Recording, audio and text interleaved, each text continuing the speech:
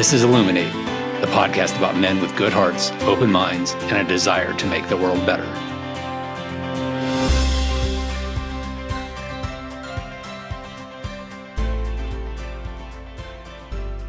Welcome to Illuminate. I'm your host, Chris Tidrick, and I'm here with Steve Reiter. Steve is a broadcast veteran who has led production for internationally syndicated programs, played a key role in a historic national radio rollout, and co-founded a leadership podcast recognized for its impact and insight.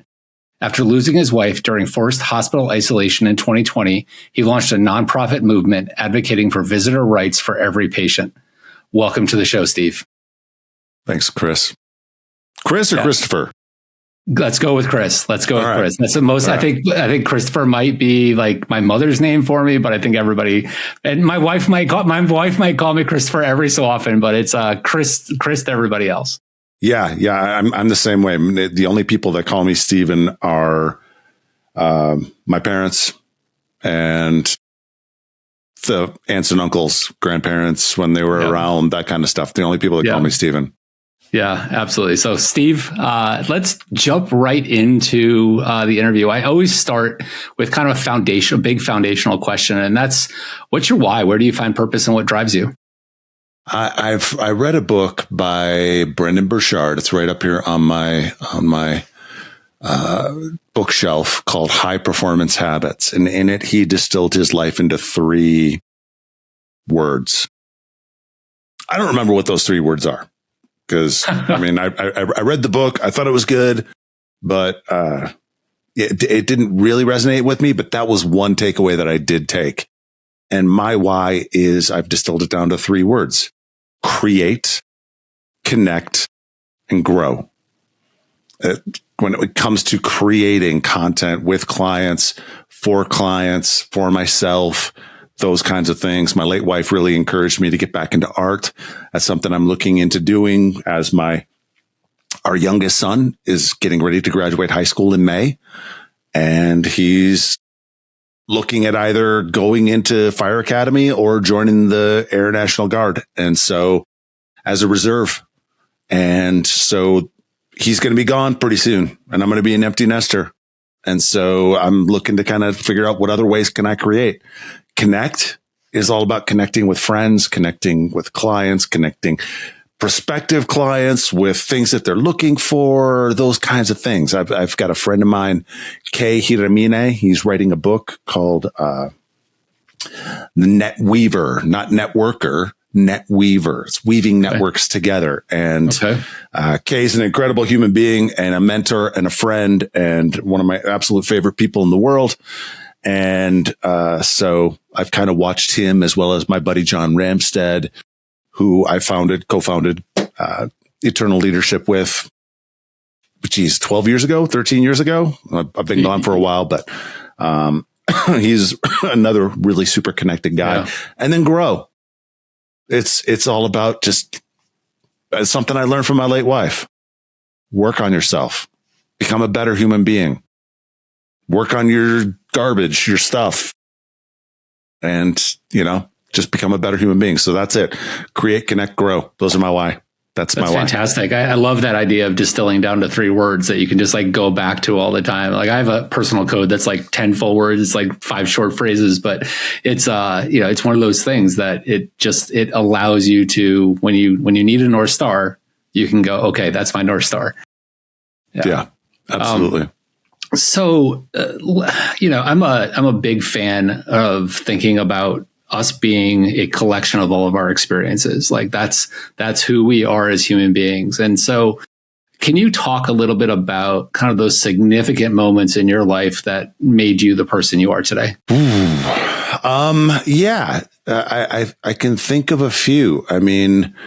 How I ended up here in Colorado, firstly, I was in an AOL chat room in January in 1997 and struck up a conversation with this girl, and we started trading letters, and she sent me a picture and I was blown away. I was like, whoa. And her parents lived here in Colorado Springs. Getting out here was really, that girl, 6 weeks after I moved here, she met another guy at school and dumped me.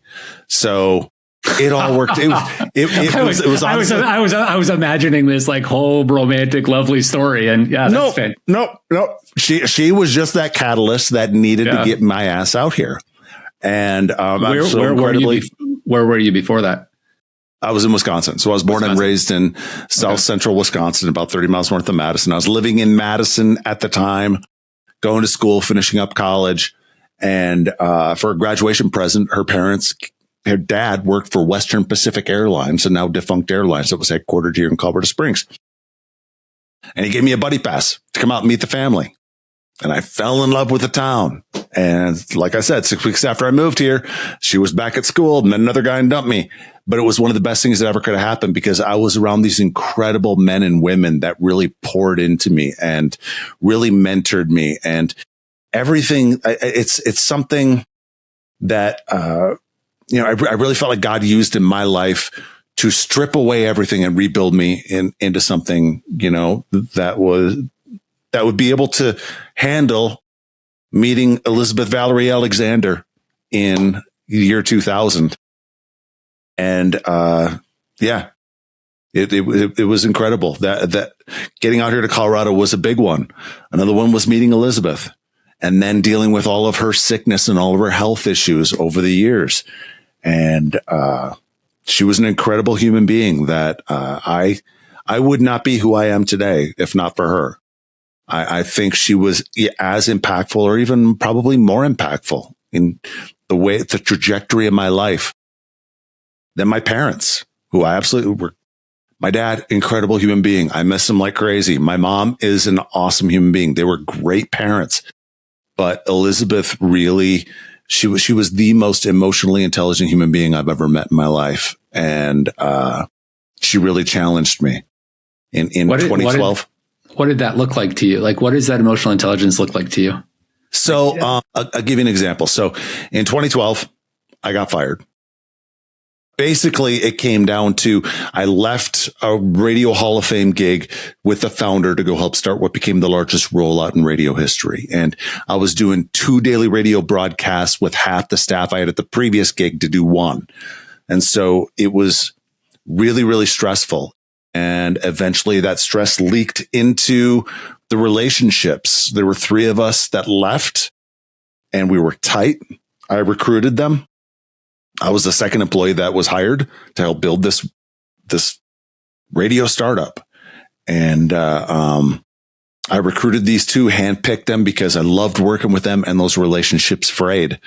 And all of a sudden I was being lied to, lied about. And, it became a really toxic environment. And I was the one because it was 2 against 1. And so what are you going to do? Are you going to move on from 1 or are you going to move on from 2 and try and replace those 2? And those 2 really honestly were probably more important to the founder than I was, even though I was the one that was hired. And so, during that time, during that unemployed and even underemployed season, I saw the way in which she loved me. She cheered me on, poured into me. She encouraged me. I realized I needed to work on some stuff and I needed to really become the kind of man that she saw. Really. And so it was over the course of that last 8 years of her life, that especially the last, I'd say 6 years of her life, that I really started to show up and really try to be the kind of husband that I could be. Yeah. I distinctly remember she spent a total of 5 weeks at University of Colorado Hospital in Aurora, Colorado, Anschutz campus, 2 weeks for a massive lupus flare up in February, March of 2014. And then 3 weeks when some undiagnosed pulmonary hypertension raged and her heart went from perfect when she left the hospital in March of 2014 to significantly enlarged and failing congestively 6 months later. And her mom actually because she was there, we'd be there 24/7. I'd be in there 2 or 3 days. Then her mom would be in there 1 or 2, and we'd do this rotation, and we'd bring the boys up. And my mom flew out from Wisconsin to help out around here and bring the boys up to the hospital. So that way she would get the kind of attention that she needed and love from all of us. And her mom actually told me, she said, Steve, I've seen you show up this year in a way I've never seen you show up with any of the other previous hospital stays. And, I really felt like I matured as a husband, the kind of husband that was needed in part because when she went in November 2014, the head of pulmonology, Dr. Badish, came to me and he said, Steve, I don't want to be the bearer of bad news, but there's a real possibility your wife will not be around to see her youngest graduate high school. Caleb was 8 at the time. And he was essentially saying the next 10 years she could be gone. And he went on to explain infection risk because she now had a port Hickman line going into her chest, pumping in meds 24/7 to keep the pressure between her heart and lungs, that blood pressure at a normal level and help keep her heart at a normal size. So infection risk. And then eventually the meds just stop working. The best meds they have just eventually stop working. And it's just a slow go of it. And I distinctly remember it was, and if there's one instance in my life that was a real kind of crucible moment, if you will, it was Dr. Badish telling me that, because it took me a good day and a half, maybe 2 days before the shock of that wore off, and just the anguish and just the reality of this was going to be my journey. I distinctly remember dropping off some equipment at a client's house, a client and friend's house. And just, she could tell I was really, really in a dark place. Yeah. And she wanted to talk, and I just didn't. I just drove off. And there was a park a couple blocks away, and I just stopped there and I just wept and I screamed and I yelled at God and I just cussed, and I did everything that any normal human being would do when they're faced with knowing that the person that they pledged their life to is not going to be around likely to see the 50th wedding anniversary. Not likely to be around to see 40th wedding anniversary. I was hoping for 20 years. I was really hoping for 30 years. And after I let that all out, all of a sudden it was like just this wave of determination and grace just hit me. And I was like, I'm going to just do the best job that I can. And every night I am going to look back at my day and answer the question, did I love my wife to the best of my ability? And if the answer was no, okay, what am I going to do better tomorrow? Yep. And I have a really good buddy of mine, cigar buddy, who is a therapist in town. And we were having cigars at a friend's garage that got converted into a cigar lounge. And he looked at me, he said, Steve, do you have any regrets? And I said, nope. He looked at me, kind of puzzled. What? Steve, no. Do you have any regrets? And I said, really, no. And I went on to tell that story, that I wanted to live my life so that if anything shifted, just changed, and she was gone, I'd be able to look back from the day that she was diagnosed until the day that she was gone and look back with no regrets and say, I loved my wife to the best of my ability. Mm-hmm. That's unbelievably powerful. Like, thank you for sharing that. Well, I mean, Chris, this is something that so many of us, we're just in the throes of life and what's going on, and marriage and kids and work and all these different kinds of things. And we forget about what's really, really, really most important. Yep. Because in this widower journey, I have met a number of people who they went to work pissed off at their spouse, and their spouse was dead later that day. Yeah. It can change so fast. So that was 2014. 2014 is when I made that determination that I was no matter what happened, I was going to love her to the best of my ability. Okay. So let's take us forward from there. Yeah. So, she slowly recovered, doing pretty good. She didn't have any hospital stays until COVID happened. And I was actually in Wisconsin the weekend that the NCAA canceled their tournament and the NBA paused their season. March 11, 12, 13, 14th, that kind of window of 2020. I was in Wisconsin for the boys basketball tournament because one of my college roommates, number 1 seed, undefeated, they were going to win state. This is a team that 10 years prior, he told me when these kids were 8, he was like, CB, and my nickname was Cool Beans. He calls me Cool Beans, okay. CB, if I have a chance to win state, this is the class I'm going to. And these kids were 8. He saw that talent in them. Yeah. And they were undefeated. They were crushing it. And tournament got canceled, boys and girls, all the high school sports, NCAA, NBA paused their season. And Elizabeth called me that Friday. Actually, it was that Saturday. And she said, I think I've got COVID. Can you come home early? Because I was going to be out there through the entirety of the tournament. So because the tournament got canceled and because my wife said she thought she had COVID, I got a plane ticket that day and I flew back home. And her doctor wouldn't see her in person. Anyone, they would do it over virtual visits. And a big reason for that was she got tested for COVID. It was negative, but because I started exhibiting some symptoms, they still thought it was COVID, but they still wouldn't see her in person, in part because we had an oxygen condenser here at the house. We had a blood pressure cuff. We had pulse oximeter, which would, monitor her oxygen numbers. And so they were watching her numbers from afar. Yeah. But anyone with any common sense knows you cannot diagnose a lung infection that is developing into pneumonia and sepsis over virtual visits. And so over the course of 7 weeks, up and down, up and down. But if you took a step back and you looked at it from a macro point of view, she was kind of going downhill. She was starting to spend more days in bed than she was not in bed. And it was April 29th. She woke up at 3 a.m, throwing up, not even able to keep a sip of Gatorade down. And we knew she had to go to the hospital. And so called the ambulance. They took her locally here and then transferred her up to UC Anschutz and UCH, University of Colorado Hospital. And she got a COVID test. Again, it was negative. That day, I went and got a COVID test and it was negative. And I thought, sweet, okay, I'm negative, she's negative.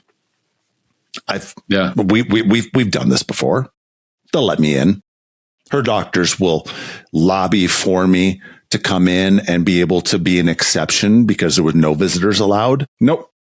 It was a hard no visitor policy. And over the course of those 21 days that she was in the hospital, down, slowly started to recover, but the stress of her being in the hospital on Mother's Day weekend, her health took a big dip and she started bleeding in one of her lungs. And because she had been on blood thinners all those years, they had to give her a coagulant to stop the bleeding, which then presented a blood clot risk. And it was over a week, probably about 10 days after Mother's Day, that she threw a blood clot into her lungs. And I got a call. Your wife's gone into cardiac arrest. You need to get up here now. Now, not the first day that she was there, that first morning that she was there after she had spent the night where she thought she was going to genuinely choke to death on her own phlegm. Not Mother's Day weekend, when we sat outside the hospital and had dinner over FaceTime and waved to her from the van because I thought that would encourage her. And instead she got emotional. And whenever she got emotional, her health would dip. And that's when she started bleeding in one of her lungs that night, not any other time. And so, my wife died alone in the hospital without me there. And it's wrong. And it needs to change. We need to get it put into federal legislation that a patient has a right to at least one screened loved one per day, no time limit, no matter what's going on. We need to have, it's possible. Studies show that if the loved one coming in there follows the protocol, masks, does proper hygiene, doesn't go in sick, it doesn't increase the chance of them getting that virus, flu, COVID, whatever. It doesn't increase it by much.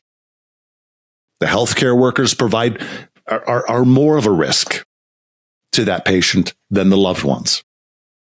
And so, yeah, we need this legislation. Yeah. I'm just sitting here thinking about like how awful, terrible, just like tragic that had to have felt in that time. Like how did you, like, this is going to sound, I can't think of a way to not make this sound kind of trite, but like, how did you take care of yourself during that time? Jesus. And the boys too. Like, yeah. Yeah. I think I did a pretty garbage job. I had some friends that understandable. I had some friends that, I mean, like my pastor, a really good buddy of mine. I'm like a big brother to him.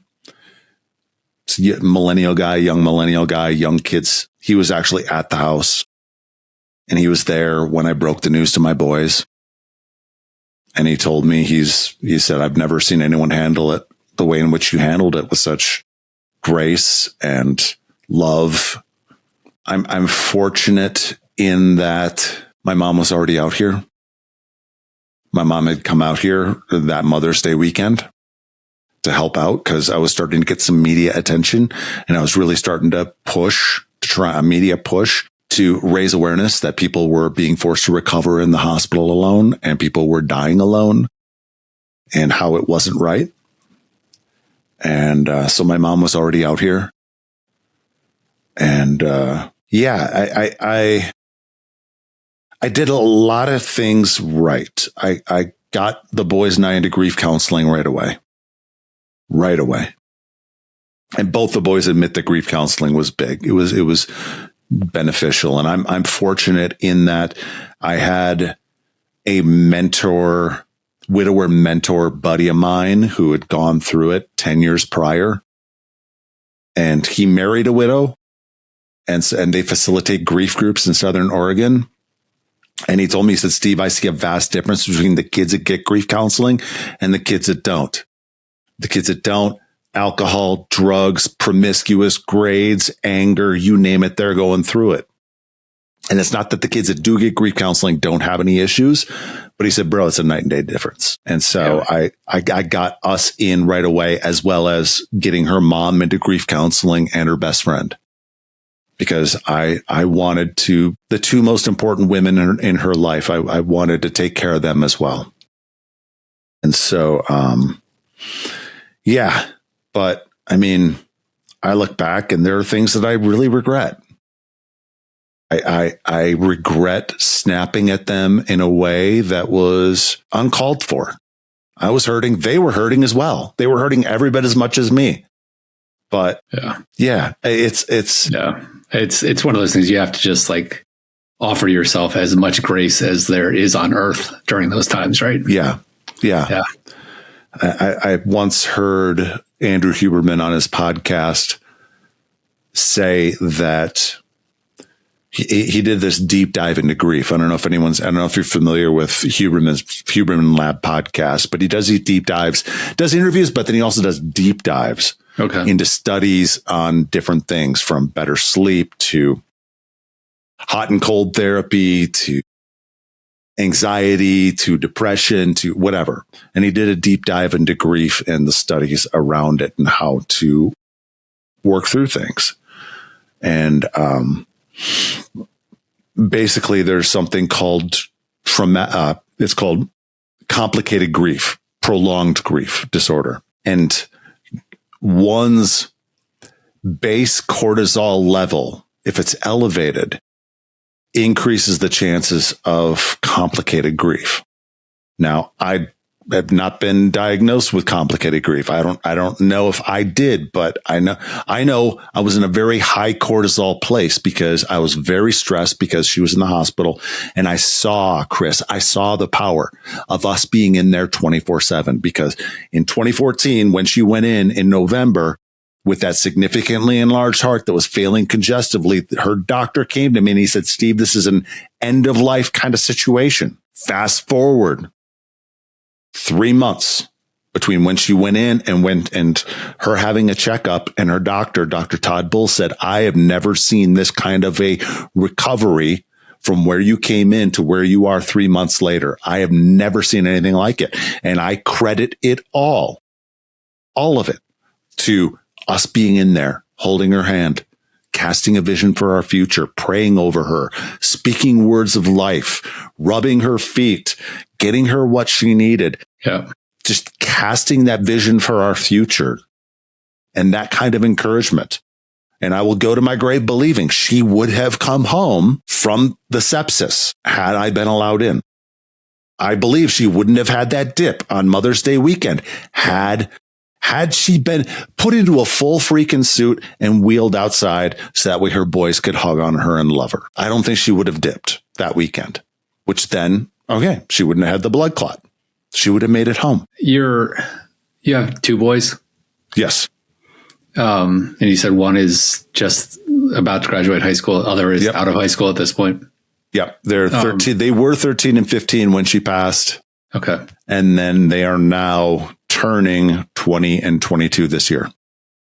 So I want to ask you, and maybe ask you through the lens of being a father, a single dad of 2, age young adult sons. What does being a healthy man in today's world look like to you? Telling them that I love them and showing them that I love them and I'm proud of them in ways in which they receive, apologizing for when I've screwed up. During that time, I made mistakes, but I also apologized. I lost it. I lost it. When you didn't clean the kitchen, when I told you to clean the kitchen, I'm sorry. When you didn't clean the cat box, after I told you to clean the cat box, I'm sorry. It's one thing I tried to do is I tried to let them know, hey guys, I'm really struggling with your mom right now. I'm really struggling. Let's order something in. I don't want to cook. Hey guys, I'm really struggling right now. Let's just watch. You guys want to watch a movie? During that time, I started to try and figure out ways in which I could get more involved in their lives. So we started watching anime together because both of them were really into anime at the time. And we started watching a bunch of shows together and it was awesome. And my youngest son, Caleb, he started running track and cross country. And the boy is blessed with my absolute, complete and total lack of speed. Period. He was the slowest. But here's the thing about Caleb. He didn't care. He didn't care that the second to last person lapped him on the 3,200. He didn't care. He was all about just trying to improve his time and try and show it, try and be better. And it was all about for him hanging out with his friends. Yeah. That's what, at that age, that's what sports should be about. Improving yourself and hanging out with friends. My son was in track too. And that's once his friends decided they didn't want to do track anymore, he was like, oh, I'm gone. That's what it was. It was a friend experience. Yeah. Yeah. But he didn't care that he was the last one. He felt no embarrassment whatsoever. Me, if I know I'm going to suck at something, there's no way I'm doing it. Amen, brother. I'm with you on that. I've told Caleb so many times, I'm like, dude, that lack of fear of failure, dude, that's going to take you places that I would never go in life. Absolutely. Yeah. And so, yeah, I think for me that's really, those are the kinds of things that I've tried to do. Yeah. To really try and model for them my growth and how I want them to be as dads. Yeah, it's so difficult. My son is 23, and are your kids online a lot? Yeah. How did you navigate that? I've asked so many men and moms too this question of how did you navigate giving them agency and autonomy, but at the same time keeping them out of these dark places on the internet? For a long time, we had filters on our internet. We had it was a Disney Circle. It was a company called Circle that Disney bought. We had that hooked up for a long time. And, I'd have conversations with them about try and be careful of what you're watching. But at the same time, though, I mean, once they got cell phones, yeah, it's over. Game over. There are so many ways around it. And so it's just a matter of me just trusting that I put enough good in them that they're able to recognize when they shouldn't be doing something. And for me, I think the proof is in how many people tell me I've got really, really great kids. Yeah. I mean, I just got a call a month and a half ago, 2 months ago, from one of my son's teachers who just called me out of the blue and said, I really enjoy having Caleb in my class. He is such a joy to be around. And it's just, okay. If why sweat the small stuff? If my kids are good human beings and they're good citizens and they're like Caleb is so respectful. Yes, sir, no, sir. And that's not something I hammered into him, but it's just what he brings into the world. Yep. And,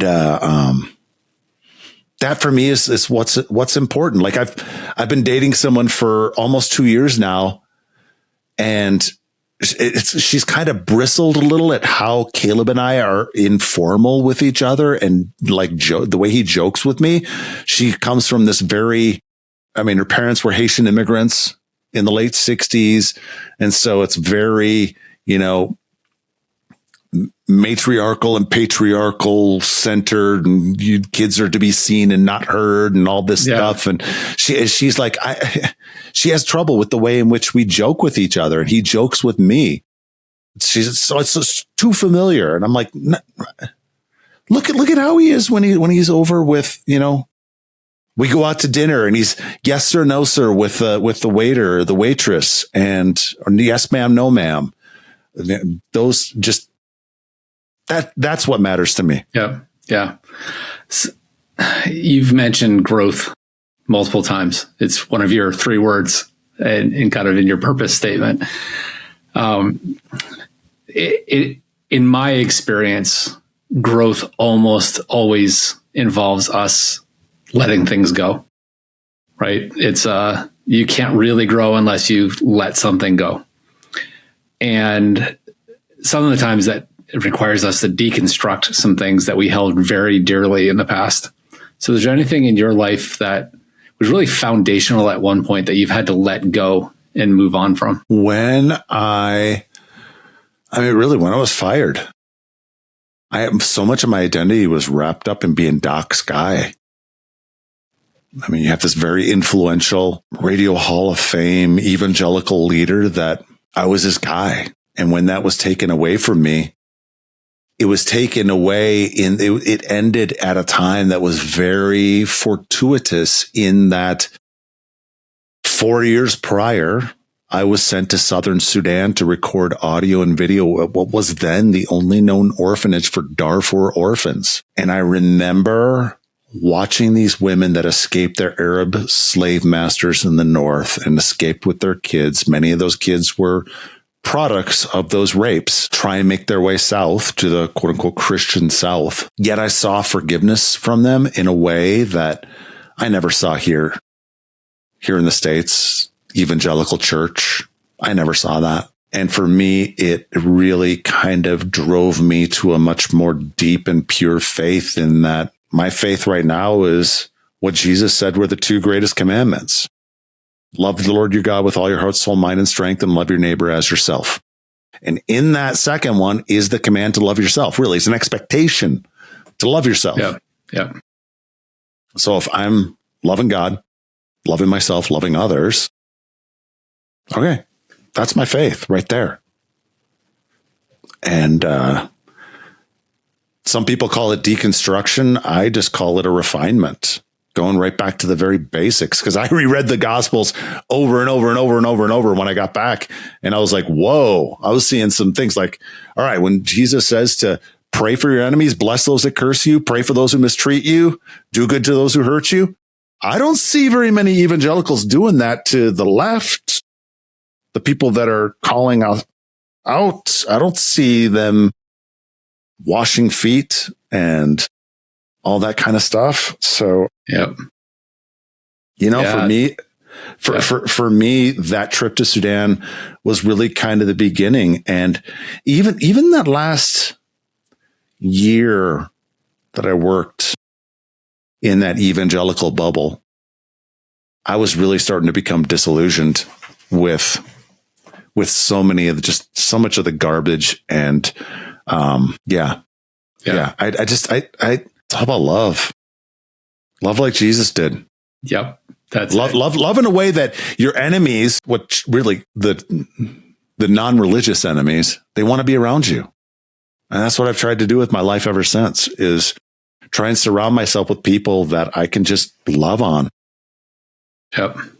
Oh, amen. Like I am completely on board with that. I'm a recent church returner after being gone for 30 years. And I'm in a very affirming, very progressive church. And like, that's it. Like, that's like the central message of the New Testament is love. And that's it. Like, and it's hard. Like, it is really hard to live that in today's world. But it is absolutely the answer. If the whole world is eye for an eye, eventually the whole world goes blind. Yep. Yeah. Where do you find community? And how do you build community and or create community for yourself? A few places. One, my friend Kay Hiramine, who I mentioned earlier in the interview, he started what he calls a friendship movement called Holy Smokes. And it's business, ministry, men and women, mainly men, obviously. But I mean, there are some women that love cigars and pipe and fine tobacco and drink. And we have a quote unquote secret Facebook group with almost 6,000 members around the world. Wow. And I can go to any city in the world and I can just reach out. Hey, anyone here in San Antonio? And I'll get a few people that'll say, hey, yeah, I can come down to so-and-so cigar bar at this time. Can you make it? And I just have a great conversation with someone who otherwise I probably would never have known. And Holy Smokers, I have found to be the best human beings I've ever met, in part because Kay set the standard when he created the 4 rules. Number 1, no assholes. There you go. That weeds out a whole lot of the super religious folk that would get upset about the word. 2, what happens to Holy Smokes stays at Holy Smokes. So no pictures outside. Things are told in confidence, that kind of stuff. No selling. No coming there, passing out your business card to try and drum up business. It's all about relationship and friendship. And the last one, just leave room for the Holy Spirit to work. That's it. Just leave room for God to work and don't go in with any agendas.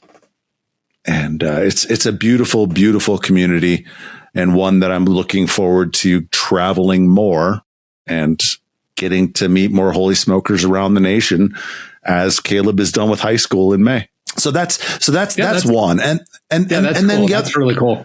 And the other thing is, and by the way, Chris, once this is all done, I'll find out where you're at and see if there are any Holy Smokers there. Cause I mean, it's something, it's totally a guy thing. There's something about guys huddling around a fire, whether it's an actual fire pit in the middle or they got a fire in their hand and they're smoking a cigar or a pipe. And it's something it just starts conversation and just. So I'll tell you, like I am not a smoker. Like it's just not something I'm interested in, but my son was in Scouts, and every single camp out that we would go to, the older boys and the dads around that campfire after all the young kids had gone back into their tents and gone to bed, those are some of the best conversations I've ever had in my life. There's something about the darkness and the fire, like that the fire is the only light, that there's an anonymity in it, I think, that creates this openness And then I completely get what you're talking about. Yeah. Yeah. And the other thing is just creating community. Like I've really tried to start to develop community outside of that evangelical bubble that I lived in and worked in for so long. And it's reaching out and, okay, let's do this group hike. I love being outside and hiking, getting out in the mountains. So let's go do this, or let's go to Manitou Springs, which is where I'm really looking to move after this summer, is the other side of town. It's a very hippie kind of, just a very hippie vibe kind of town with all kinds of eclectic new age stuff and whatever else. And just, it's just a cool town. I love Manitou. And so going to events in Manitou and just, okay, in part because I grew up in a very different environment than you probably grew up, Chris. And I grew up in a very different environment than the transgender producer on a podcast that used to be a client. And we all grew up in very different environments. And so if we just sit down and just hear each other's stories, which is something I love doing in Holy Smokes, is just sitting down, recording someone's story and just throwing it up into the podcast feed, because it's cool to really figure out, okay, what makes Chris? Yep. You know? What kind of relationship did you have with your parents? What kind of relationship did you have with siblings? Did you have siblings? What birth order were you? Did you play any sports? What'd you do in college? How'd you meet your wife? These kinds of foundational life experiences are really what makes us who we are. And if we strip it all away, that's what makes us who we are. And I really started to, when I was working in that evangelical bubble, start to talk with coworkers who came from different theological backgrounds and be like, okay, so why is it you believe what you believe? I don't know if I necessarily agree with that, but I know you. And I love you because we sweat, bleed, and cried in these trenches. We've done the hard work together when the shit's hitting the fan. So it's understanding that, hey, I don't necessarily agree with you, but I know you and I love you. And you give me something to think about. Yeah. And it's something that because we live in these such siloed echo chambers, sometimes in our lives, but definitely on social media and on the internet, that we're not reaching out across the aisle to people who think very differently than us. And that's something I've really tried to do the last 14 years now. Yeah. Yeah. I think I'm approaching 30 episodes now on this podcast. And I have another podcast that I've probably had 10, 12 guests on so far. And just it's an honor to receive your stories. That is so important to me. I've said this out loud a million times, and it's absolute truth. I would do this even if no one was listening or watching. I would still do it because I get to have the conversation and I get to hear your story, and your story somehow then becomes part of my story. And we share that. And there have been times when I think people have shared something with me, this perfect stranger, like you and I didn't even I don't do calls ahead of the podcast. Like when you show up in this studio, it is the first time I am hearing your voice. It's the first time I'm seeing your face animated. And yet you are trusting me with your story.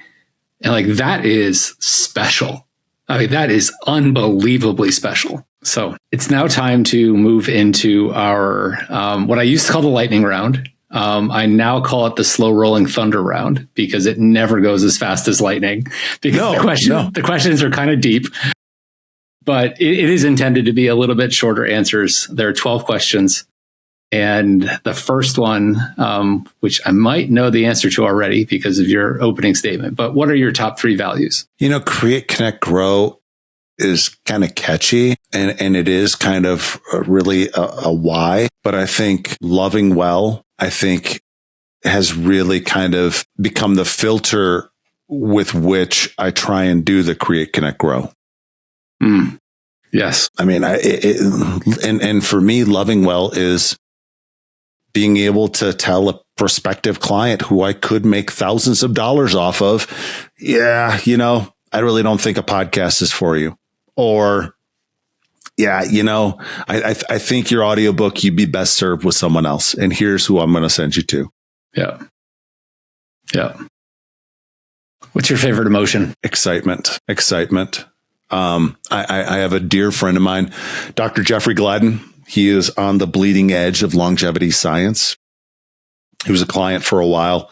I still occasionally will pop on the podcast for a monthly Q&A and interview him. And he's all about, longevity science, what's going to keep us younger, healthier, longer, give us longer, not only lifespan, but health span as well. And we were on an interview one time, and what was one of the kind of the secrets, besides all the technological stuff like the peptides and the exosomes and stem cells and those kinds of things. And for him, he really said mindset was something that he felt was really important. And I just instinctively was like, yeah, I think for me, mindset, but it goes back to that scripture where Jesus said, you're not going to enter the kingdom of heaven unless you come as one of these children. And how do children come? They come with wide-eyed excitement. And I feel most alive when I am just like a kid in a candy store, wide-eyed, excited, geeking out over something. Yeah. Just, it's something that I think more people need to really tap into. Yeah. Yeah. What's your least favorite emotion? Anger, and really trying to really get to the root of it. I have a really, really good buddy of mine and mentor. His name's Kevin Knevel. He travels and speaks at these teaches sales to mainly financial advisors. Goes and speaks at these financial advisor conferences. And I've heard him a couple times from the stage say, and we've had a number of cigars talking about these kinds of things. If I spit on you, I don't make you mad. I make you wet. Think about that for a second, Chris. If I spit on you, I don't make you mad. I make you wet. Your reaction is something that you're either choosing or it's just instinctive and thus just become part of your DNA. And so every time I get mad, I'm really trying to stop myself and say, what is it that's going on? And how do I stop this reaction? Because I tell my boys all the time. I tell them, I have told them a number of times over the course of their life. There's only two things in this world that we can control. Only two. Our actions and our reactions. That's it. That's the only thing in this world that we can control. And so, yeah. Yeah, that's when I had on episode 1 of season 2 this year, I had my first 4 guests come back and interview me and put me through the questions. And my answer was anger for this one too. And it's the more I think about anger, the more I recognize it as a secondary emotion. There's an emotion underneath it that causes it. Like that's the emotion you should be identifying. Yes. Yep. Right? And I think that's exactly what you're saying. Yeah. Where can you feel the most yourself? In the mountains, in nature, really. That's where I feel the most myself is in nature. Solo? It can be on the beach. It can be on the beach. It can be with someone. It can be with a group of people. My first serious relationship after Elizabeth died, we would backpack together. We'd hike together all the time. And often we wouldn't say much on those hikes, but it was just being together that was really, really special. Nature, beach, mountains. Those are my two favorite. But I think if I had to choose one, it would be mountains, because beach is often relaxing, whereas mountains are all about exercise and all those extra benefits of the cardiovascular, the endorphins, all that kind of stuff. Yeah. If I could only live in a place with mountains or only beach, I'd probably take mountains. I'm with you on that. Mountains are and then travel to the beach occasionally. Yeah. Get that once in a while. Yeah. You need that. You need that water and that ocean and all of that. I live in the middle of the cornfields, so both are vacation for me. What's the one way you try to make the world a better place for others? Listening. So tell me, how do you think that makes the world a better place? Because if someone feels heard, it helps to bring down those walls and that guard. And it's through the listening then that you can see the humanity in someone that you otherwise may disagree with or see as an enemy. Yeah. Chris, I can't tell you the number of times when I've just been at Holy Smokes or I've interviewed someone for the Holy Smokes podcast, and that act of me asking them about their life, all of a sudden I'm like their best friend, and our friendship is just completely changed. Like, I'll give you an example. I have a guy in Holy Smokes. He's in Seattle, named Rob Smith. Rob has he builds boats. He has a yacht sales business. He also has an electric boat building business. I'd see Rob. Rob's from South Africa. He lives up in the Seattle area in Everett. I'd see him once in a while because he served on a local board here, and we'd talk. And I interviewed him, and all of a sudden our conversations were much different and much deeper because I got his story and I heard about him.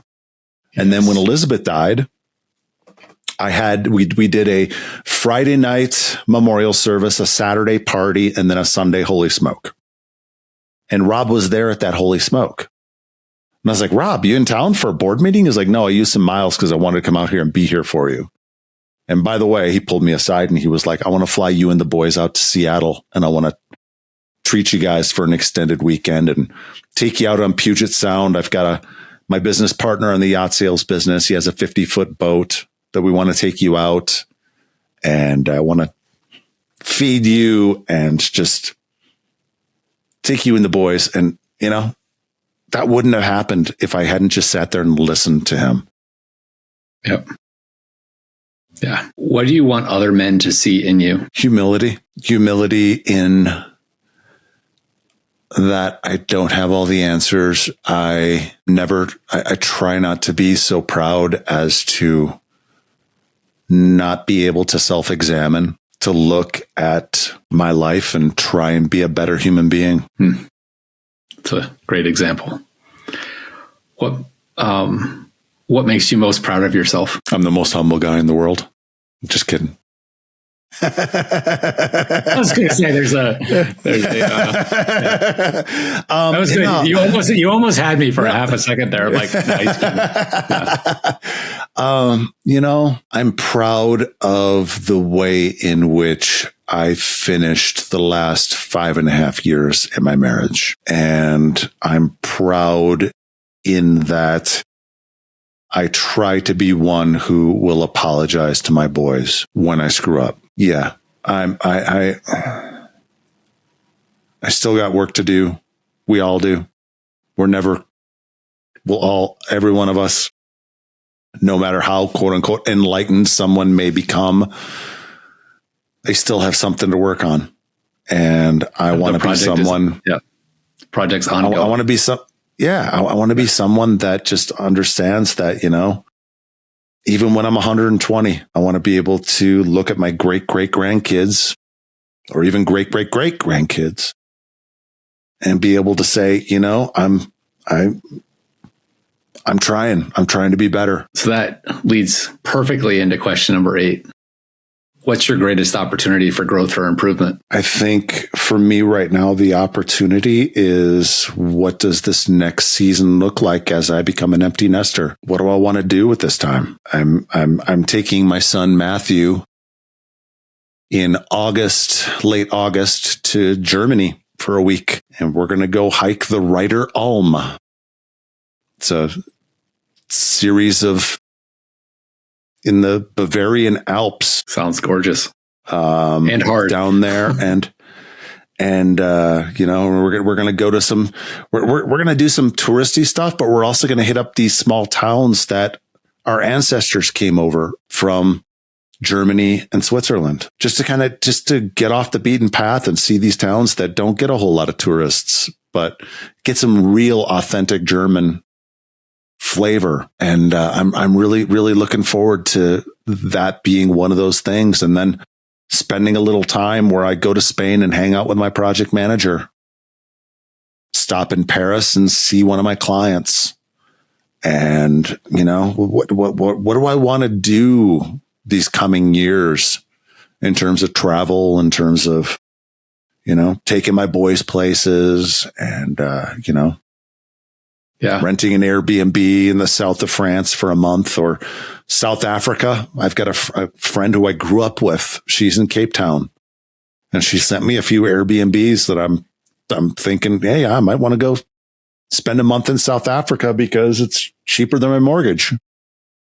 All right, let's do that. Yeah. Let's go do that. Let's go spend a month in South Africa. So, my opportunity for growth is going to be this next season of being an empty nester and,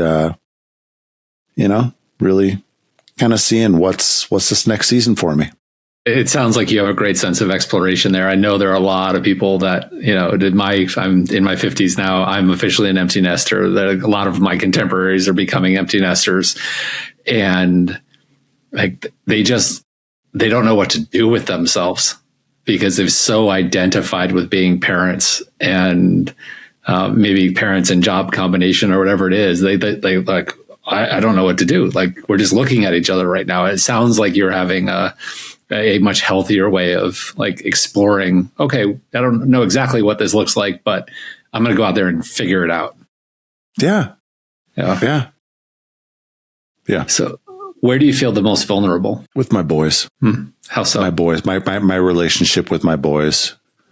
I've talked with a number of other widows and widowers that they feel like their love for their kids. I'm sure you love your kids, but I feel like I love my kids more because they're the last bits of her that are left on this planet. And I try to protect that relationship so much more. Like, I'll give you an example with Caleb. Caleb and I butt heads his entire childhood. We butt heads. And Elizabeth was like that mediator, that go-between for us. Matthew's much more like me. Those parts of me, I should say Matthew has those parts of me that I like. Caleb has those parts of me that I necessarily don't like, that a more emotional side, the one that's, has a little bit more of a temper. But after Elizabeth died, I'm telling you, Chris, it was like a part of my heart just opened up and I suddenly became his biggest protector. It was like that part of her just got absorbed into me. And, I'm Thank with you for them. sharing that. Yeah. With them, it is something that, it's very tender to my heart. And, Wow. That would, like, you just hit me in the feels, man. That was special. What's the hardest thing about being you in today's world? Hardest thing about being me, that so many people in the culture are just being swept along with the news and this polarization, the fear porn of CNN and Fox News and MSNBC and all the division that the algorithms just feed on social media. I like having friends across the political spectrum that I disagree with, but I know who they are and I love them. And I know they grew up in very different environments than me. It's hard. It really is, because you see these people that 2-year relationship that my first serious relationship after Elizabeth, her brother doesn't talk to the family anymore because he's bought this narrative that whether they voted for Trump or just are conservative or whatnot, they're evil. That breaks my heart. Heart. It has broken a lot of hearts. Like it is broken. Yeah. Yeah. Yeah, no, I get it. I have some very, very close friends of mine that are, we don't see eye to eye on a lot of things, but they're still friends. And it is really hard to navigate that now. So I appreciate that. So what's one thing that surprised you about today's conversation? It might've been something I asked you, some way you answered, something you shared that you weren't expecting to share. What surprised you? Honestly, Chris, I don't think anything surprised me. I've done so many of these. I've been a broadcaster for the last, since 97, mainly behind the glass, run engineering and editing, that kind of stuff. Yeah. But, no, okay. Here's something that did surprise me. That when you sent me these questions prior, I thought it was going to be much more formulaic and not really a conversation. I thought it was just going to be question, answer. And instead there's been some dialogue here, and that surprised me. And it's good. That's very good. Good. Because when I see these are the questions that I ask everyone. Oh crap. All right. We'll see how this goes. Yeah. Yeah. They're just a guide, to an interesting conversation, I think. It's funny because as I was reading that question to you, I'm like, he's going to say nothing because it's so obvious to me that especially the story about your wife and your boys and the pain and the love and all of that, the fact that you can even tell that story without being a puddle on the floor is a testament to your internal resolve and the fact that you've said it a lot. You've told it a lot. Well, right? I can tell you right now, it wasn't always the case. I'll still probably after this need to, it's a little late for me to fire up my sauna, but I'll probably just sit upstairs and just meditate for a bit and just kind of just release because there is that. I mean, it used to knock me on my ass for a good week. Remember the first time I told the story after that initial, I told the story that week after she did on a Denver Talk radio show. But it was a couple months later that my buddy Ethan Nicole, who was then the creative director for the Babylon Bee, called me and he's like, I want you on. And I went on and I told the story. And dude, it knocked me on my ass for a good week and a half, almost 2 weeks.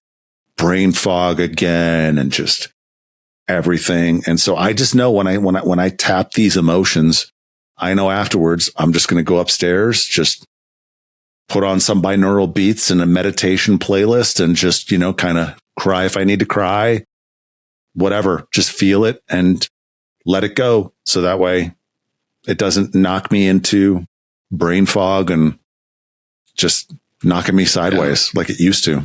Yeah. And I appreciate you coming on. We still got one more question, but I want to say I really appreciate you coming on and sharing that story because even if it's the 1,000th time you've told the story, it cannot be easy. And I get that, there's an energy that you're spending here in doing so I appreciate that. I remember it was, I think, the summer after, and I had been telling the story and just kept knocking me sideways. And I remember I had a board member who connected me to a Colorado state level politician. My board member is also former Secretary of State for Colorado, but he connected me with someone who then connected me with one of the fathers of one of the Columbine students who had made it his career to talk about what happened to his daughter. And I remember asking him, how do you do this? And dude, he gave me the most BS baby boomer response he could have done. I don't know. You just do it. You just get used to it. And I'm like, but I don't want to, I don't want to numb myself to this story so much that, but I also don't want to tap myself into it so much that I'm also knocking myself sideways. I would still want to be able to kind of balance that. And, it's been a journey, and, one that I don't wish on anyone. No. I don't wish on anyone. Oh, I get that. I completely get that. So one final question. What advice do you have for men who are struggling to find their place in a rapidly changing society? Get around other men. Get around other men. Find some hobby, something you're into, and get involved.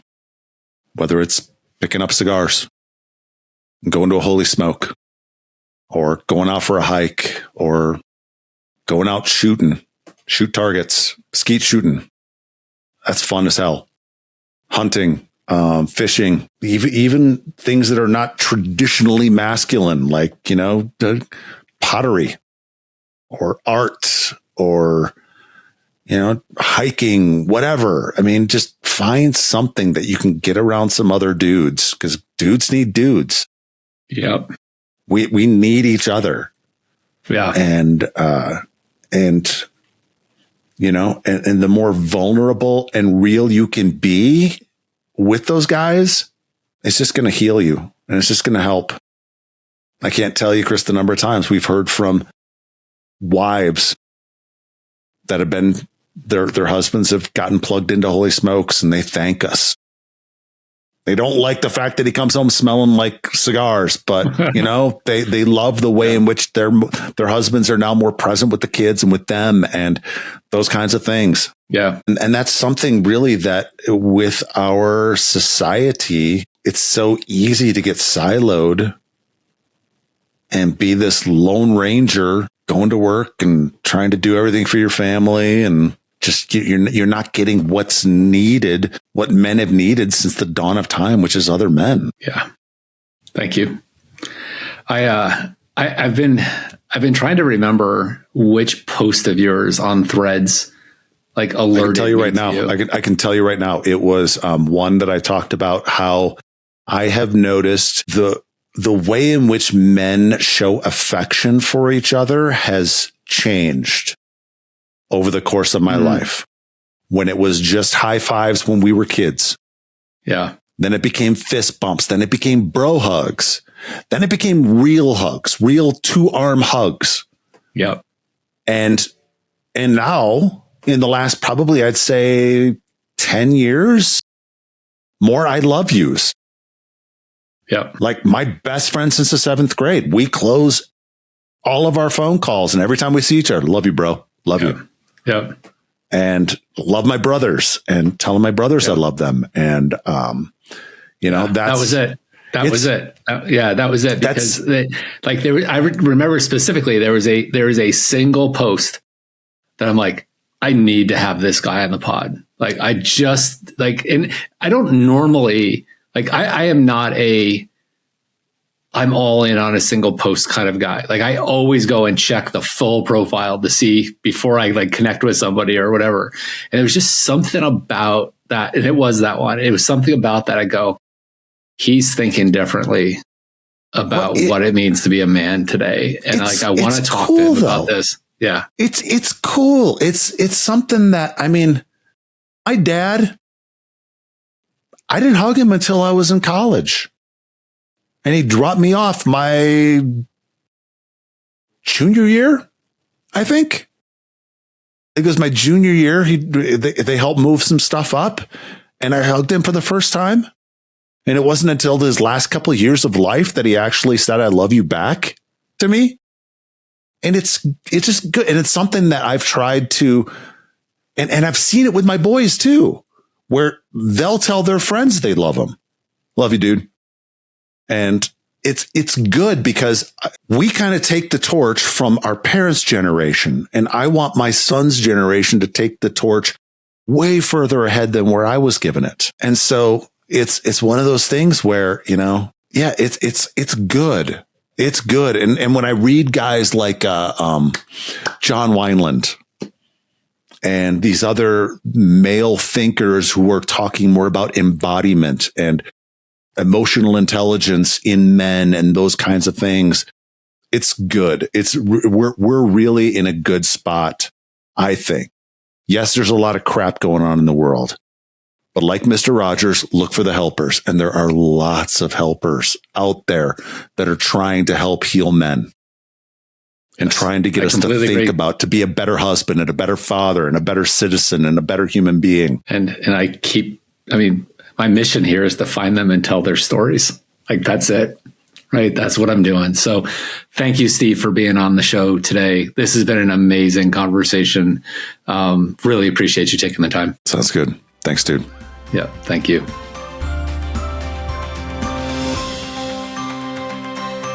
You can learn more about Illuminate at illuminate.substack.com. We are also streaming on Apple, Spotify, Amazon, and YouTube. Thanks for listening and watching, and we'll see you at the next episode of Illuminate.